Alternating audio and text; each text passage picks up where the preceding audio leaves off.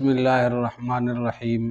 عزیزان گرامی سامعین، آج آپ کے سامنے آنے کا مقصد یہ ہے، ووٹ کا وقت ہے، اس میں اپنے ووٹ کو قیمتی بنانے کے لیے اس ووٹ کے ذریعے ہی اپنے تمام حقوق حاصل کرنے کے لیے جہد اچھے طریقے سے کی جائے، اس کے بارے میں چند ملحوظات پیش کریں گے۔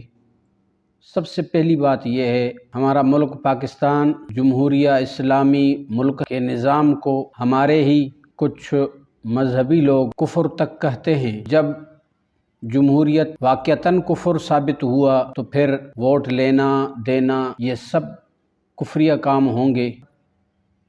نہ ووٹ استعمال کرتے ہیں، نہ ووٹ میں کھڑے ہونے والے لوگوں کو اچھا سمجھتے ہیں، اور نہ ہی ان کی کوئی معاونت کرتے ہیں۔ سب سے پہلی بات اس بارے میں یہ ہے، جمہوریت ایک نئی چیز ہے۔ جو کفر جمہوریت کو کہیں، لیکن یہ ضرور کہتے ہیں کہ یہ ایک نئی چیز ہے۔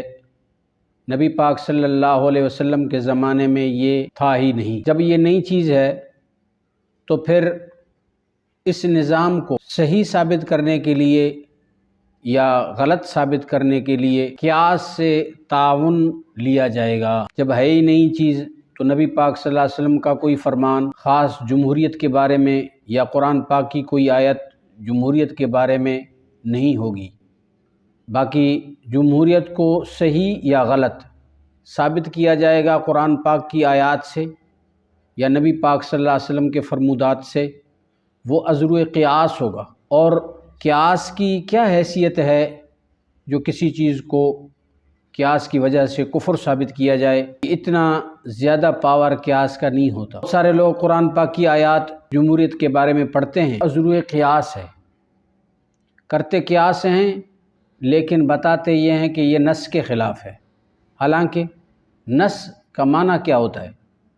نص کہا جاتا ہے ما سیق الکلام لاجلہ، جس وجہ سے کلام چلایا گیا ہو، جس وجہ سے قرآن پاک کی آیت نازل ہوئی، جس وجہ سے نبی پاک صلی اللہ علیہ وسلم نے بات فرمائی، اسی چیز کو قرآن پاک کی آیت سے یا نبی صلی اللہ علیہ وسلم کی حدیث سے ثابت کی جائے تو وہی نص ہوا کرتی ہے۔ جمہوریت کے بارے میں نص خاموش ہے۔ باقی نص سے ثابت کیا جائے صحیح ہونا یا غلط ہونا، یہ ہو سکتا ہے، تو یہ انداز ہوگا قیاس کرنے کا۔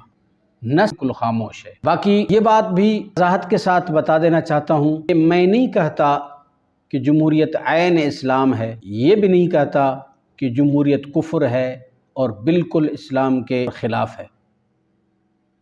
عین اسلام بھی نہیں ہے، کیونکہ ہے نئی چیز۔ قرآن پاک کی آیات سے یا احادیث سے وضاحت کی جائے گی عذر قیاس کے، پھر قیاس سے کفر ثابت نہیں ہوتا، کیونکہ قیاس جتنا بھی مضبوط ہو اس سے ظن غالب ثابت تو ہوتا ہے، لیکن کفر ثابت نہیں ہوتا۔ اسی وجہ سے بعض لوگ اکثرہم لا یعلمون، اکثر الناس لا یعلمون، اور بعض جگہوں پر یہ آیا اکثر الناس لا یؤمنون، اس طرح آیتیں ہیں۔ اور کسی آیت کے اندر کثیر منہم فاسقون، قرآن پاک ہر جگہ پر یہی کہتا نظر آتا ہے کہ اکثریت فاسق ہیں، اکثر لوگ ایمان نہیں لاتے، اکثر لوگ جاہل ہیں، اکثر لوگ جانتے نہیں ہیں، اکثر لوگوں کو عقل نہیں ہے۔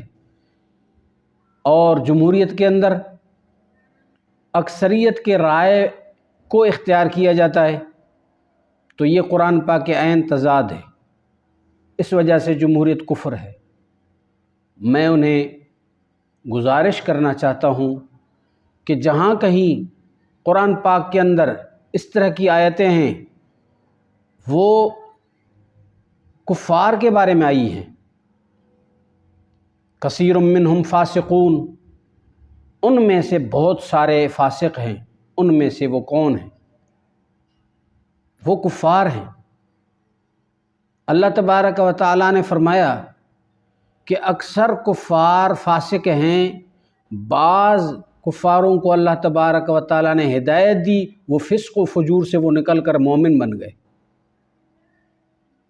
تو وہ اکثریت کو قرآن پاک نے ٹھکرایا اور غلط کہا ہے، وہ اکثریت کفار کی ہے۔ یہ نہ کہ اکثریت مومنین کی، اور اکثریت مومنین کو نبی پاک صلی اللہ علیہ وسلم نے صحیح کہا ہے، لا تجتمع امتی علی ضلالہ، میری امت گمراہی کے اوپر کٹھے کبھی بھی نہیں ہوگی۔ جہاں کہیں قرآن پاک کے اندر اکثریت کی تردید آئی ہے اور اکثریت کو برا کہا ہے، تو اس اکثریت سے مراد ہی کفار کی اکثریت ہے، کہ کفار کی اکثریت بے عقل تھی، ایمان نہیں لاتے تھے، کفار کی اکثریت فاسق تھے، ہدایت کی طرف آتے نہیں تھے، کفار کی اکثریت بے عقل تھے، عقل کو اسلام کو تسلیم نہیں کرتے تھے۔ تو مقصد یہ ہے، استدلال جمہوریت کو کفر مثال کے طور پر بیان کر دیا، اور جتنے بھی جمہوریت کو کفر ثابت کرنے کی آیتیں ہیں ان کے اندر اس طرح کی تعویلیں کی جا سکتی ہیں۔ خلاصہ یہ ہے کہ جمہوریت کو کفر ثابت کیا جاتا ہے تو یہ عذر قیاس کے ہیں، اور قیاس کے اندر یہ بھی تو گنجائش ہوتی ہے کہ کسی کی قیاس کبھی صحیح بھی ہوتی ہے، کبھی غلط بھی ہوتی ہے، بعض مرتبہ صحیح بھی ہوتی ہے، بعض مرتبہ غلط بھی ہوتی ہے، اس کے اندر دونوں احتمال ہیں، صحیح ہونے اور غلط ہونے کا بھی۔